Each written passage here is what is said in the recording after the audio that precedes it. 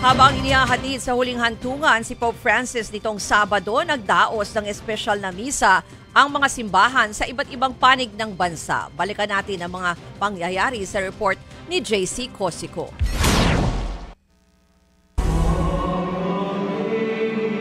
Ilang oras bago ang libing ni Pope Francis sa Italy, pinuno ng mga deboto ang Quiapo Church sa Maynila para ipagdasal ang kaluluwa ng Santo Papa.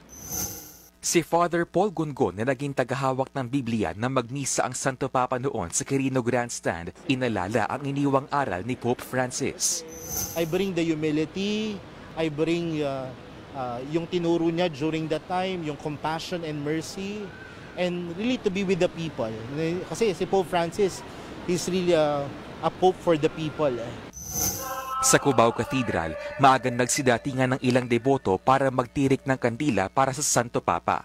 Ang mag-asawang sina Butch at Teresa, na 25 taon ng deboto ng simbahan, ilang beses pang pinagdasal ang paggaling ni Pope Francis bago siya sumakabilang buhay. Sinabi sa akin, namatay na nga daw si Pope, which we did not expect. Kasi ang alam ko, nagre-recover na siya. So after noon, talagang syempre nakakalungkot, di ba? Kasi ako personally, yung mga sa lahat ng Pope, he's a people's Pope.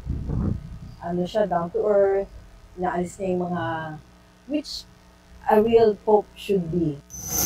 Nagdaos ang simbahan ng pagrorosaryo bago magkaroon ng live telecast sa libing ni Pope Francis. Nang maidala na siya sa huling hantungan, isang espesyal na misa rin ang inialay para sa People's Pope.